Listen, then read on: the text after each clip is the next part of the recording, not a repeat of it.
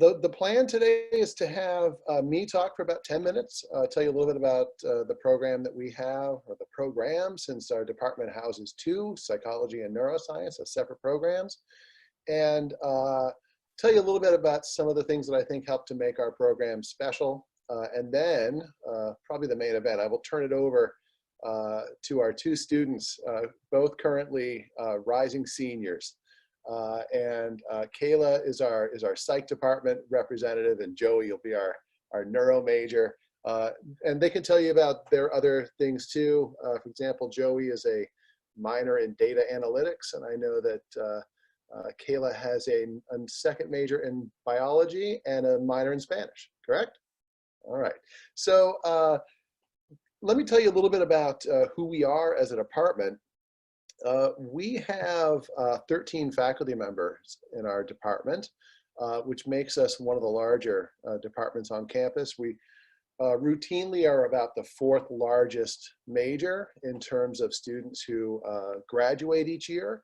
And the faculty in our department represent sort of the broad diversity of the disciplines. So we have faculty with backgrounds in social psychology, developmental psychology, cognitive, biological, clinical counseling, it goes on and on a little bit. So good representative sample of the diverse areas in the discipline of psychology. And for those of you who might be interested specifically in neuroscience, there are 3 of us on that faculty who have primary responsibilities to that program.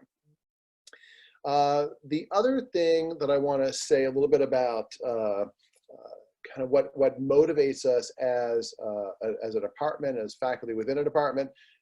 Our programs are both grounded in science and focused on connecting students to the needs of the world.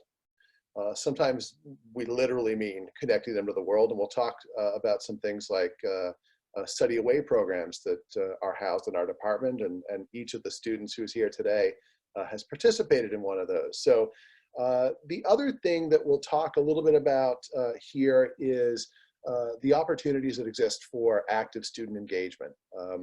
You know, if you're interested in things like the catalog of our program, you can find that in all its detail on the website. I don't think we need to spend really any time on that. Be aware that we have all sorts of courses, and all the courses that are available to neuroscience majors are likewise available to psych majors, and sometimes it goes the other way as well. So most of those things that you'll see there are things you can consider taking. The last thing, and I won't sort of go on at too much length about that here, is the idea of active advising relationships.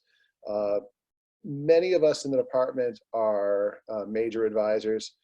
We usually have somewhere between 20 and 25 students who we sort of carry through in a given year. We will meet with them both whenever they need it and at least once per term. And the goal of these advising relationships is not just about trying to connect you to the right kind of courses to fill up your schedule for next term. Really, it's about figuring out who you are, what you want to do in the future, and then finding ways to connect you to those to opportunities that will allow you to move toward that. I know, because I've been speaking with Joey kind of in this role a little bit lately, that the current pandemic has proven a little difficult for some of these things. Trying to find summer experiences, for example, that are quite common between that junior and senior year. Hopefully, we will get through this quickly, and I know Joey's going to be okay, so I'm not worried about Joey. Joey's always going to be fine. So anyway, that's kind of like who we are and what motivates us. The things that I want to spend the most time talking about, though, are, again, some of these experiential things within our program, and going beyond just basic courses. They include things like research experiences and senior inquiry. I know that, again, I believe both of our students have been involved with research in one way or another, or sometimes in multiple ways. So they'll get to tell you a little bit more about that. But the idea of research is that we want to connect you to understanding what it means to be an active practitioner in a discipline, right? The ideas that you find in books, the ideas that you find in our literature, they don't just come out of thin air, right? These are the products of the research that people do. Understanding how that works and being able to do it yourself are two things that we value in our program and in our discipline. So most of the faculty in our department do have their own research agendas. There are things that they like to do, but it's not necessarily the case that you have to be involved with research in that way. One of the ways that many students start getting involved with research is to take a 2-credit course called supervised research. And as they do that, in one model of that, you can just show up. You don't need to have ideas, although they help, but you can just show up and start working with some of your peers on a project that is supervised by faculty in our department. Others, though, will want to get a little bit more serious about that. And we've had students who have done 2.5 to 3 years of solid research. And in addition to giving you that grounding in how we do that kind of work, one of the other great benefits of research experience is that it gives you the opportunity to travel and attend research conferences. And there are a variety of ways we help support that. Generally, and again, this year is a little exceptional because our spring conference in Chicago was canceled. Actually, several of our spring conferences in Chicago were canceled. But students will often go to conferences in the Chicagoland area, but around the country and in the past, even sometimes around the world, to present their work to others and to see what people are doing. The way that most majors on our campus culminate is in something called a senior inquiry. And one of the options there for our department is a research-based senior inquiry where you do an independent project. It's pretty intensive, but it's wonderful, and the students get the support they need. Another option is a more clinical one. So if you're thinking, I'm a psych-interested student who wants to be a practicing applied psychologist, the opportunity you have there is to sort of engage in developing a grant proposal for something that you think needs to be changed about the way that we as psychologists deal with people who need our services. So another one of our opportunities. Related to that second form of the senior capstone project, that senior inquiry project, is something called clinical experience. And clinical experience is like a mini internship within the department. Our goal there is to have you connected to a social service agency in the Quad Cities. And the Quad Cities has a lot of these agencies. It's one of the benefits of having a larger than you might expect population of north of 300,000 people. We have the social service agencies that psychologists tend to work with. So students have worked in school settings, they've worked in the criminal justice settings, they've worked with special populations like children with autism, children with Down syndrome, and so forth. So there's lots of opportunities to get real world experience and to get credit for it. Some of our students will also do internships. Many of these are done during the summer. Kayla will talk about that, although she'll be talking sort of in a prospective way because she is a recipient of one of our, we actually awarded 3 departmental summer internships for this year where students will be supported. They'll be paid by us. Some generous benefactors who've given our department money over the years, and we use that to help connect really strong students to opportunities out there in the world. So that's the internships and clinical experiences. And say a little something too about some of the study away opportunities. We do now have several study away programs that exist within our department. The longest standing one is a trip that goes to Guatemala. And Kayla, again, was a participant in that, so you'll hear, I'm sure, about that from her.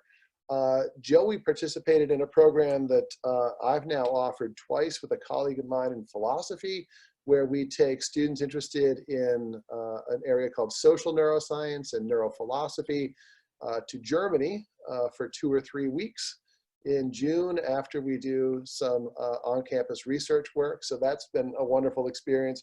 We've also got programs that have happened in West Africa. There was a program that happened one time in the not too distant past where students went on a pilgrimage in Spain. That program was a joint collaboration between a religion department and the psychology. So the course we offered was a psychology of spirituality course, which was great. So anyway, these are the sort of main things I wanted to highlight before I sort of turn it over to the students to fill in some of the color of that, to show you what that feels like to be a participant. I will say, with respect to the study away opportunities, you know, I've been here 15 years. It was about 4 years ago was the first time I had done a study away trip, and that involved being in Germany for almost 3 weeks. That was the first time I've had an immersive international experience like that. And I think it gave me a new appreciation of what these things can mean to students, right? Like, one of my favorite things to do is to just go out by myself and sit in a town square, this, you know, hundreds of years old town square, just watch people, right? Doing things, sort of going about their lives. It's fascinating, right? Not the kind of thing you tend to do much of when you're home, but it's a very different thing to do it out there. But anyway, I'll turn it over, and I don't know if either one of those wants to fight to go first, but Joey, you wanna, I see you're on my left, so I'm gonna lean to you first. Yeah, I can go first, no problem. Similar, I want to touch on what Dr. Harrington just finished up saying there about just the overall experience of going abroad. So this past summer when I went to Germany with Dr. Harrington and our group was my first time ever leaving the continental United States. So that was an experience in itself for me, for having that flight across the Atlantic and then being able to spend time in a country that I honestly never thought I'd be able to spend time in. And one of the things that was fun to do, as Dr. Harrington just mentioned, is just sitting in a big open area, because countries like Germany have a lot of them, and there's a lot of people just walking around, and just being able to observe everyone around you and to see a different culture going on and just be in the middle of it, almost like being a fly on the wall and just being able to experience it, just taking in everything, just seeing everything going on around you. With Germany, I actually took it upon myself to learn a little bit of the German language. We did some lessons in class. Dr. Storl, who is the philosophy professor that was on our trip, did weekly or bi-weekly lessons to teach us some basic German before we went on the trip while we were still taking our classes. But I took it a step further and downloaded the Duolingo app and taught myself a little bit more. So that was also a fun experience for me, to learn a little bit of that language and actually get to interact with people in the country and to be speaking that language with native speakers. And it actually got to the point where we sat down at lunch one day towards the end of the trip, and a waiter just started speaking to us in English because he saw that we were American. And I was actually disappointed that he did that, because I wanted to speak German and I wanted to order in German, and he assumed that we didn't know the language. So just being able to learn things like that is something that you're not going to get just taking foreign language classes at college, or even just doing it on your own. That you need to be immersed in the culture or be front and center in an open town square or in a common meeting area. Kayla, did you want to touch on Guatemala at all? Yeah, I do. Okay, I just had to unmute myself. I was like, where's the button? First of all, hi, everybody. That was the first thing. The second thing is, just like Joey said, you do get a much more immersive experience when you go abroad.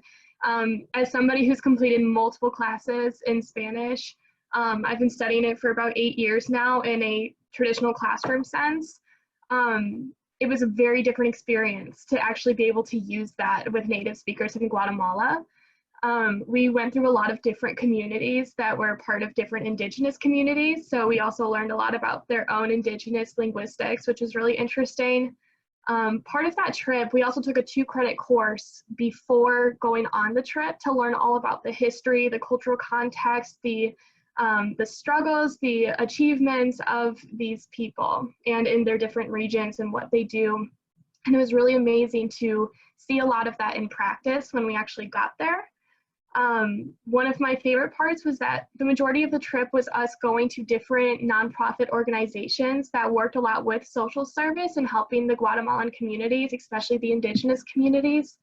So I thought that was really incredible to just be really immersed in that culture and be part of it for the short 2 weeks I was there. And then Dr. Harrington, did you want me to talk about a little bit about the internship? Absolutely. Yeah. And research too, if you want to talk about that as well. Sure. Okay. So I'll start with the internships and then I'll go to research so Joey can jump in on the research too. So the internship was something that I applied for and I so humbly received it. I was very, very excited. Basically what this means is that I can complete an internship for a nonprofit organization or an agency in the Quad Cities over the summertime. Given the current circumstances that may be not quite in the Quad Cities, but it can still happen. I'm still looking for internships. And really what this opportunity provides is an opportunity for me to find an internship that I can also be supported with the faculty of the psychology department. So if I run into obstacles as far as finding an internship or what to do or how to prepare for one, then I have a whole set of people that I can go to for help and assistance, and also individuals who advocate for me and say, hey, this student's actually pretty great. You should really consider her as being part of your team for the summer. And so it's not just me on my own trying to figure all this out, but it's me figuring it out with the backup support of the faculty, which is very, very helpful, especially moving forward when I will have to start finding jobs for myself. And then on the research end, I've participated in 2 research projects. The first one was about parental relationships and the sense of self-efficacy of young adults, especially in college age groups. And then the other one that I'm currently working on right now is how children learn spatial relationships like close and far from their storybooks. So that one's very interesting. I'm very excited because eventually we will get to recruit families from the Quad Cities and maybe even some of the professors' children and have them read their cute little storybooks. So it'll be interesting. And then Joey, do you want to talk about your research stuff? Yeah, so I've had a couple opportunities now. The first was with the trip to Germany. So part of the trip, similar to Kayla, where we had classes that we were taking before we actually went on a trip. So we had 2 classes. One was in neuroscience or psychology, and that was Dr. Harrington's portion of it. And then the other was in philosophy, which is Dr. Storrell's portion. And throughout the course of having both of those classes, we were working on combining the 2 to look at all of the influences on social neuroscience from the philosophical perspectives and ethics and some of that stuff, as well as the psychological mechanisms and like what's actually happening, and looking at specific regions in the brain, looking at brain images and firsthand accounts of some evidence that we can use to describe some of the things that we want to look at with social neuroscience. So we also had our own groups that we went through. Our goal was to go through the entire research process from coming up with an idea on our own to writing up our own methods and writing up the entire process of going through the experiment. So what the experiment actually was, what would we be doing? And then we submitted a proposal to the IRB, the review board. And I believe Dr. Harrington can confirm this, that every group in our class actually got their proposal accepted or approved by the review board, but sadly we ran out of time by the end of the course, so we didn't actually get to do any of the research. But then when we were in Germany, we were at the Max Planck Institute for Human Cognitive and Brain Sciences and the second week we were there was their summer program, where we got to hear 4 days worth of professionals in the field presenting their research and some of their most recent findings. So not only did we get to do some of our own research and go through that whole process, but we actually got to see some presentations and listen to presentations from those who some of them had been working in similar areas, but just to be able to see some of the methods and the technological advancements that have been seen that you might not necessarily hear about from day to day. And then the second opportunity for research I have had is actually right now, I'm working with Dr. Stow, who's another one of our neuroscience professors, in her baby chick lab. So sadly, we won't get to work with the baby chicks now since everybody's at home, but the first half of the semester, we got to handle and work with the baby chicks a little bit for her Dr. Stow's learning class. So she's working, doing some behavioral testing to work towards an animal model for PTSD and trying to figure out some more information about the mechanisms and possible treatments for PTSD and what kind of characteristics we see in baby chicks based on certain stimuli or certain combinations and how they react in certain situations, whether it's with a partner or by themselves.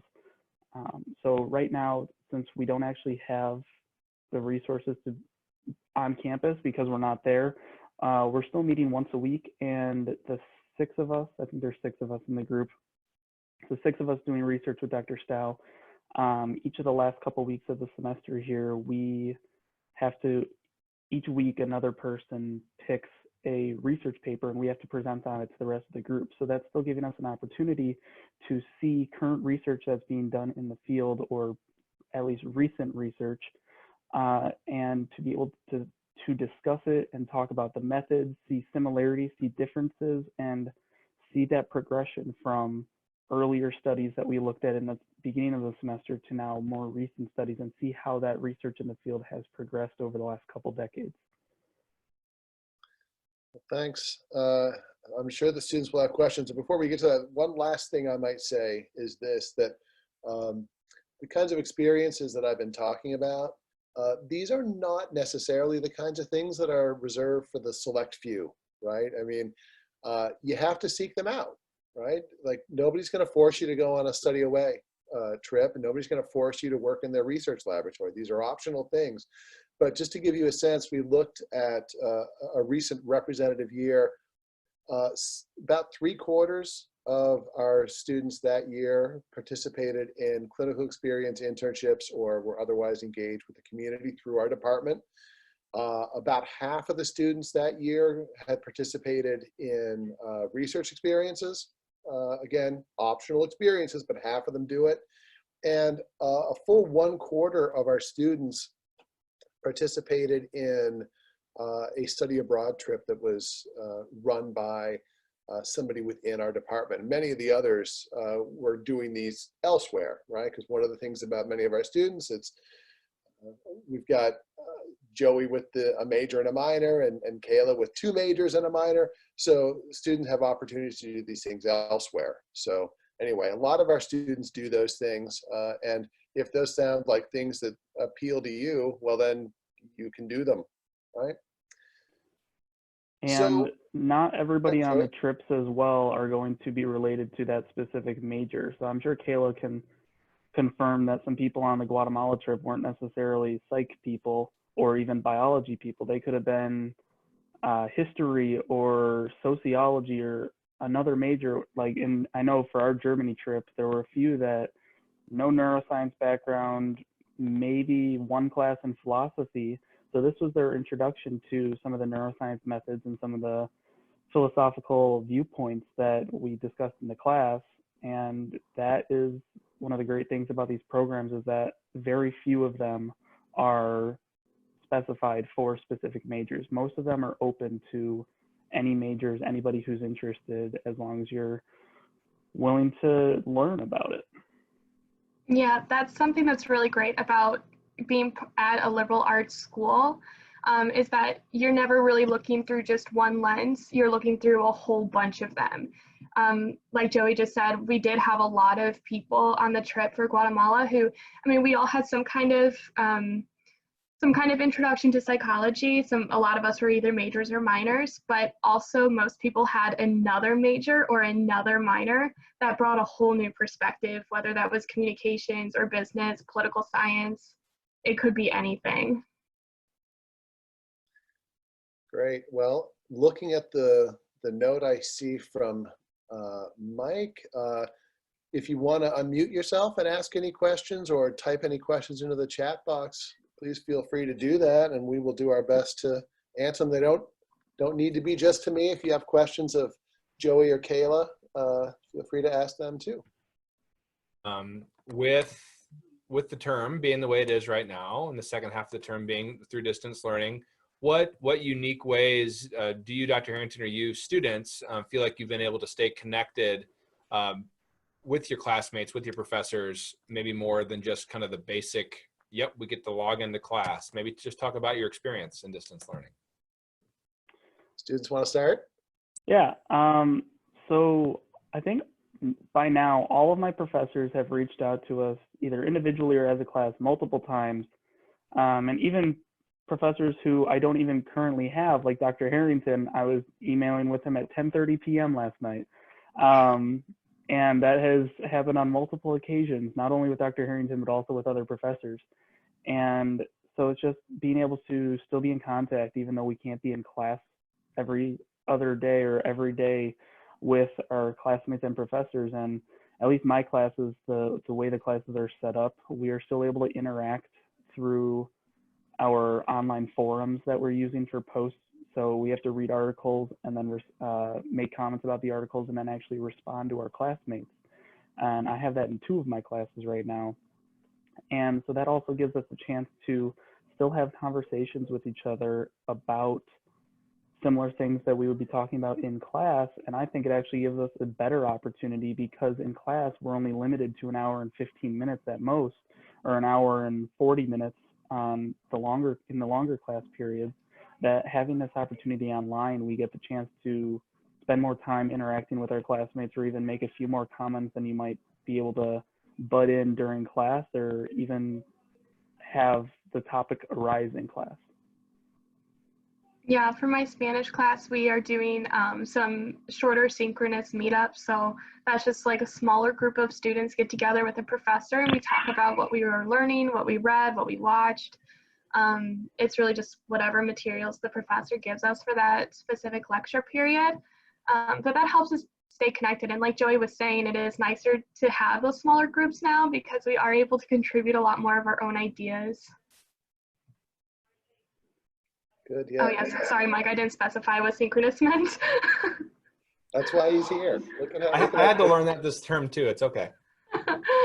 So the one thing I'll say is that different classes are certainly dealing with this in different ways, right? And that's one of the things that I think is great too about a liberal arts institution, right? I mean, we do different sorts of things, different kinds of materials sort of demand different kinds of interactions, and so there's a decent amount of diversity and flexibility in those things. There were a few things, you know, we pride ourselves as a residential liberal arts institution on having these close, sustained engagements with one another. It turns out that there are ways that you can still keep some of that stuff alive, and we've done that. And truthfully, there are things that I have picked up over the course of the last 6 weeks that even in the event that we very quickly go back to normal in-person interactions, I'm keeping them. We've been doing, you know, again, I mentioned the advising meetings, and I think I had about 30 students that I was dealing with this term. And I was able to meet with them sort of on their time, right? There are times when it's tough to schedule a meeting when you've just got all sorts of things going on. So if a student says, you know, I need 20 minutes with you at an odd time, fine, we'll get on the Google Hangouts and do these sorts of things. The question that we got here about the nature of those classes, again, kind of varies from class to class. So I'm right now teaching an introductory neuroscience course, and that's a class where it's, you know, with some guidance from me, the students are working through the material sort of independently, right? And they have the chance to interact with one another when they've got questions. So we've got a learning management system, which is maybe a term you're familiar with, but a place, sort of a central hub online where all these materials are available. And we've got discussion forums in there so people can post questions. Students can answer those things. I can answer those things, and these things sort of cascade into bigger discussions.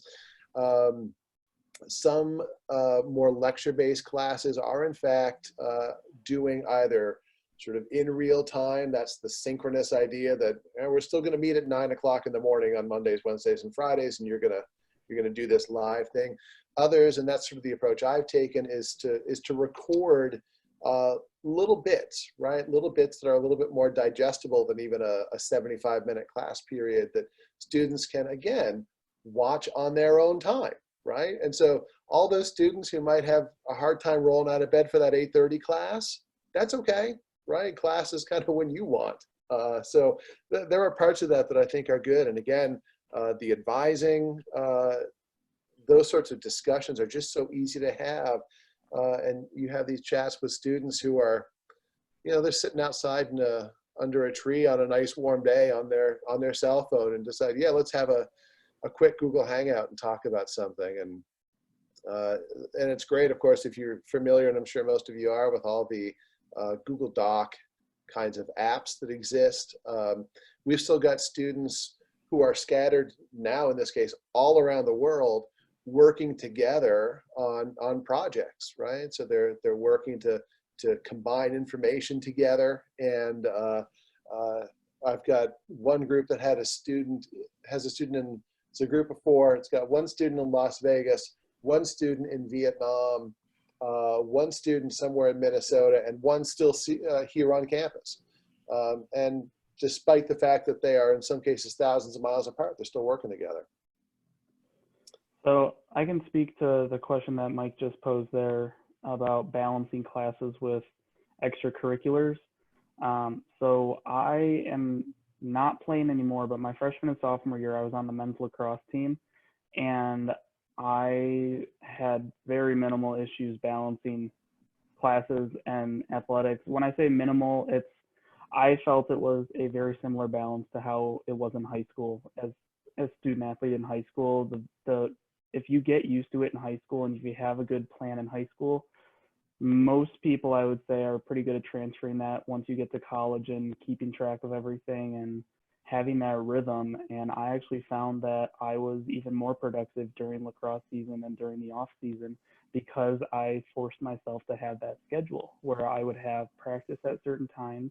I knew what time I needed to have assignments done by. I knew when I had time to actually do them.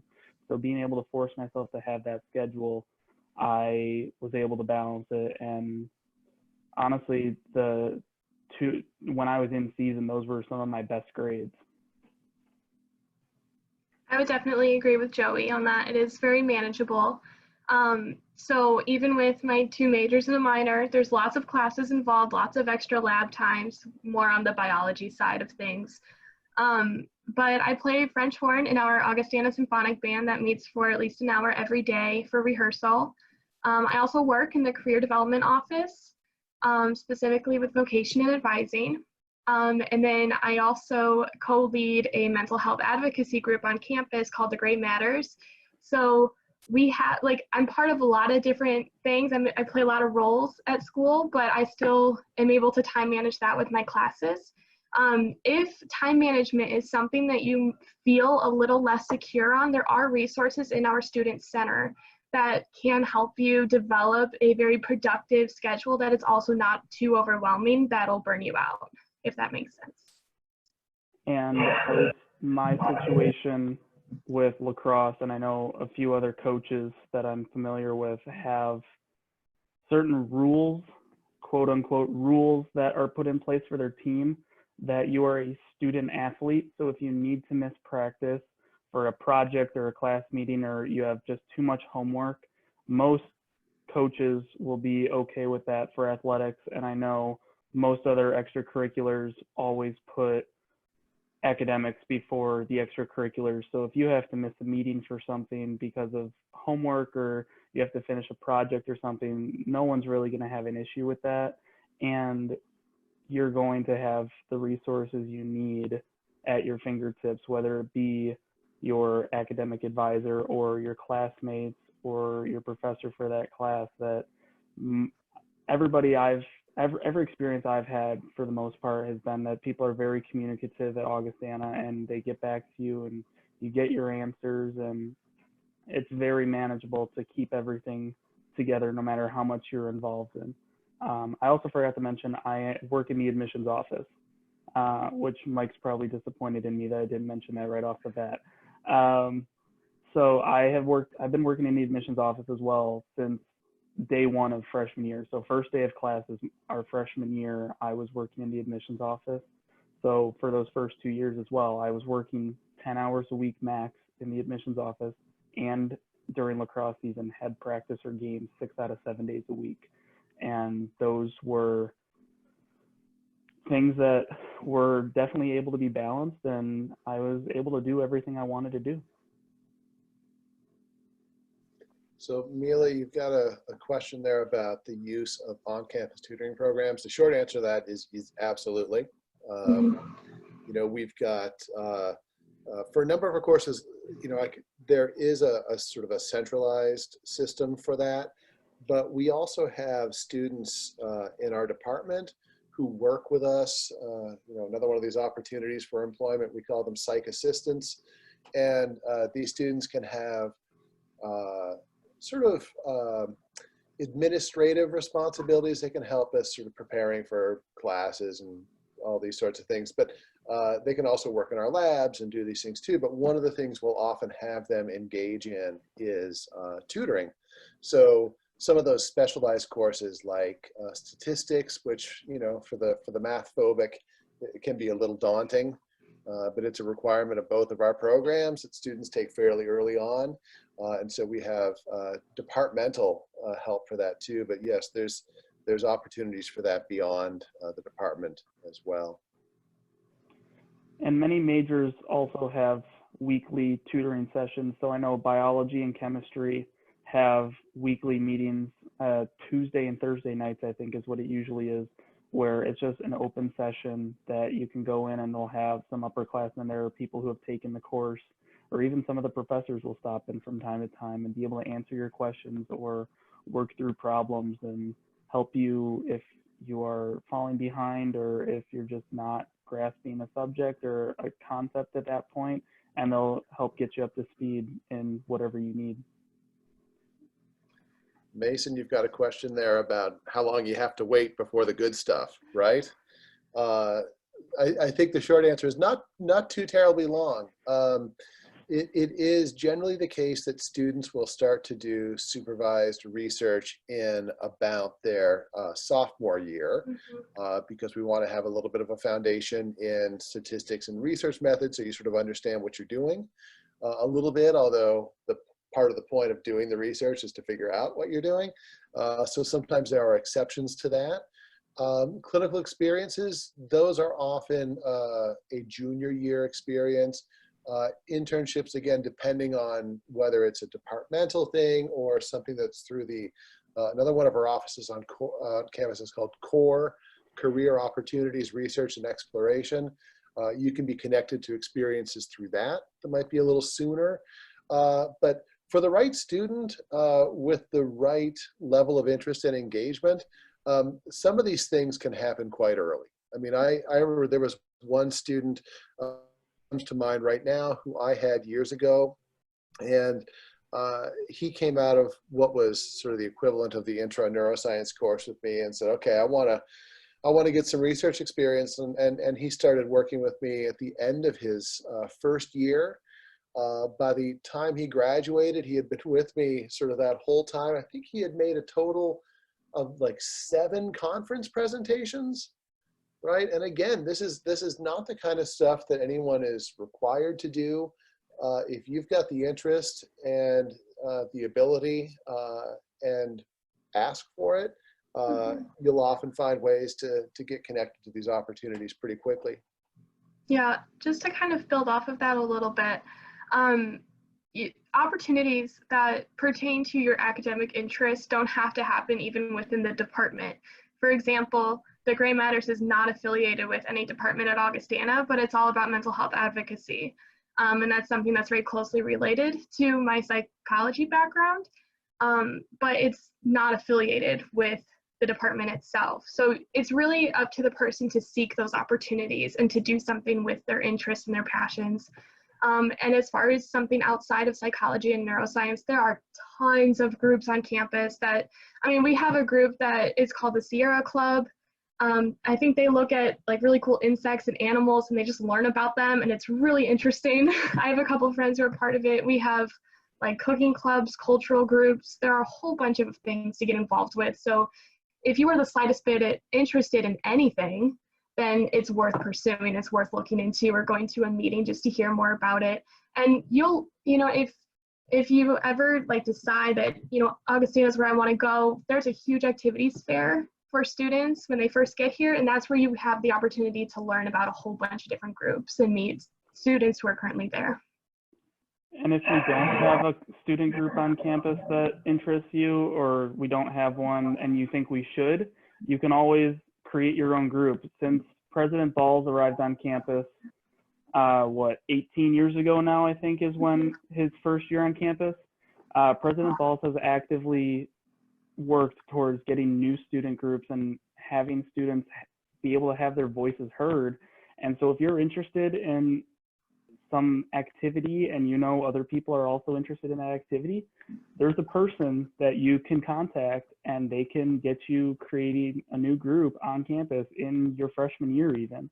I know I've heard plenty of freshmen that have created their own group, and that's why we have clubs like the Quidditch team, or we now have an esports team on campus. We have art club, Kayla mentioned Sierra Club.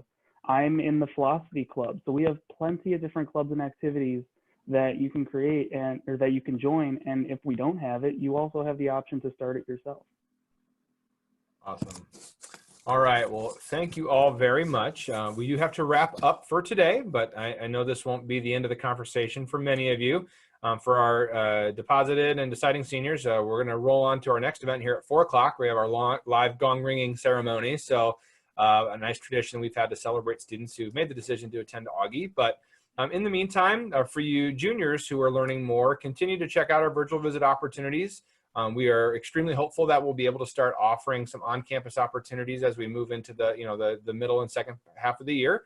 And for you seniors, we have every intention of having you guys on campus for fall term, and going to do everything we can to make sure that we can safely do that. So continue to stay in touch with us. We appreciate you all very much, and it's Friday afternoon, so enjoy your weekend. Good luck, everybody. Thanks a lot. See ya.